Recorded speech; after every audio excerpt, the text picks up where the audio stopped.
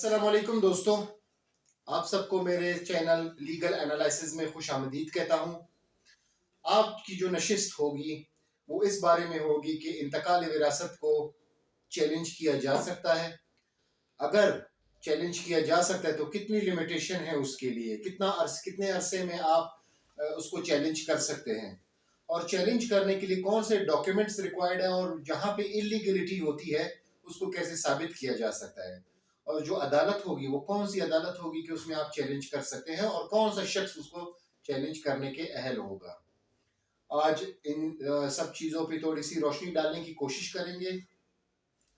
देखिए, जब विरासत हो जाती है, जब दादा या वालिद की जो प्रॉपर्टी है वो बच्चों में तकसीम होने के बाद उनके नाम पे आ जाती है, और इस प्रोसीजर में बाज़ औक़ात ये होता है कि किसी को बाईपास कर दिया जाता है जानबूझकर, या लालच में आ जाते हैं लोग, वो उस शख्स को छोड़ देते हैं, या बाज़ औक़ात लोग बैलों को विरासत से निकाल देते हैं, उनको डिक्लेयर कर देते हैं कि वो है ही नहीं, या फौत हो चुकी है, या एक्स वाई जेड जो भी इलीगलिटी वो करते हैं। ऐसी इलीगलिटी के बाद जब इंतकाल विरासत जब ट्रांसफ़र हो जाती है, और विरासत के बाद जब उस शख्स को पता चलता है कि जब विरासत हो गई है और विरासत से मुझे निकाल दिया गया है और मुझे तो पता ही नहीं है कि विरासत हो चुकी है, तो अब वो क्योंकि विरासत के बाद उन्होंने ज़ाहिर बात है तमाम प्रोसीजर तो कर चुके होते हैं वो गैर कानूनी तौर पर, तब उस शख्स को क्या करना चाहिए। प्रोसीजर ये है कि जब भी कोई विरासत ऐसी हो और आप उसको चैलेंज करने के लिए जब जाएं, तो आपने सिविल कोर्ट में सूट फॉर डेक्लेरेशन का एक दावा लगाना चाहिए आपको। सूट फॉर डेक्लेरेशन का जब आप दावा लगाएंगे तो उस जो इंतकाल होगा उसको चैलेंज करेंगे, उसमें जो विरासत होगा उसके लिए जो लिमिटेशन है कि यार इसमें तो 10 साल गुजर चुके हैं, 20 साल गुजर चुके हैं, यार इसमें लिमिटेशन कितनी होगी। तो देखिए, विरासत को चैलेंज करने के लिए कोई लिमिटेशन नहीं है। जब भी आपके नॉलेज में आ जाती है ये बात कि आपके साथ धोखा हुआ है और आपको जो है ना विरासत से निकाल कर तकसीम हो चुकी है, और विरासत का जो इंतकाल जो विरासत है वो ट्रांसफ़र हो चुके हैं बहन भाइयों में, तो उसके लिए आप उसी वक्त अदालत से रजू कर सकते हैं। इसमें जजमेंट्स भी आई है कि लोगों ने 35 साल बाद भी इस चीज़ को चैलेंज किया है। लाहौर हाई कोर्ट की बेसिकली जजमेंट्स है और सुप्रीम कोर्ट की जजमेंट्स है कि 35 साल बाद भी एक जो लोग हैं उन्होंने इस विरासत को चैलेंज किया होता है। वो वजह ये होती है कि जैसे कि बच्चे हैं, छोटे बच्चे हैं, बहन भाई, वालिद फौत हो जाते हैं, बच्चे उसके छोटे होते हैं।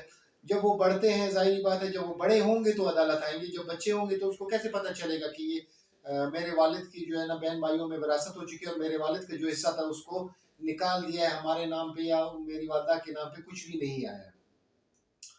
तो इसके लिए सबसे पहले आपने रेवेन्यू रिकॉर्ड लगाना, उसके लिए दावे के साथ लगाना ज़रूरी है। रेवेन्यू रिकॉर्ड में आप पेडिग्री टेबल जो होती है, पेडिग्री टेबल आपने लगाना, जिसको शजरा नसब कहते हैं। शजरा नसब या शरीकी खाता जो मौजूद होता है खाता शरीक में, उसको लगाना ज़रूरी है, क्योंकि पेडिग्री टेबल से ही पता चलता है कि जब दादा है, दादा के कितने बच्चे थे और उसके जो है ना कितनी औलाद थी, वो तमाम जो आएंगी, और वहाँ पे नीचे खाता लिखा होगा किस रजिस्टर में किस हकदारान ज़मीन कौन कौन जो हकदार है उनके उनके तमाम रिकॉर्ड वहाँ पे मौजूद होता है। उस चीज़ को आपने, और कहाँ पे इलीगलिटी हुई है, जहाँ पे इलीगलिटी हुई है, जहाँ से आपको निकाला गया है, तो जाहिर ही बात है वहाँ पे आप उसको साबित कर सकते हैं। That is a most important और मोस्ट पावरफुल रेवेन्यू रिकॉर्ड होता है पेडिग्री टेबल, जो रेवेन्यू अथॉरिटी आपको इशू करती है आपके एप्लीकेशन पर। उस एप्लीकेशन को और रेवेन्यू रिकॉर्ड को बेस बना के आप सिविल कोर्ट में सूट फॉर डिक्लेरेशन में जा सकते हैं और उसको कैंसिल करवा सकते हैं। तो बेसिकली कहने का मकसद ये था कि इस इंतकाल विरासत को चैलेंज करने के लिए कोई लिमिटेशन नहीं है, और इसके लिए जो रिक्वायर्ड डॉक्यूमेंट्स है, रेवेन्यू रिकॉर्ड है, एफआरसी है, क्योंकि अभी एफआरसी का वो स्टार्ट हुआ है, एफआरसी बननी शुरू हो गई कुछ अर्सा पहले से ही। जो कंप्यूटराइज नादरा का रिकॉर्ड है वो आना शुरू हुआ है, इससे पहले ऐसा एफआरसी का कोई कॉन्सेप्ट नहीं था, लिहाजा इसके लिए कोई लिमिटेशन नहीं है, और आप इन तमाम डॉक्यूमेंट्स की बुनियाद पे सिविल कोर्ट से रजू कर सकते हैं। इसके लिए आपको जो रिक्वायर्ड डॉक्यूमेंट्स होंगे वो पेडिग्री टेबल होगी, इंतकाल विरासत जो फेक जो इंतकाल विरासत जो ट्रांसफ़र हो चुकी है वो उसकी कॉपी लगाना ज़रूरी है, सर्टिफाइड कॉपी, याद रखिए सर्टिफाइड कॉपीज़। और जो पुराना था, जो वालिद के नाम पे था या जो दादा के नाम पे जो जायदाद थी, वो उसकी जो सर्टिफाइड कॉपीज है वो लगानी ज़रूरी है।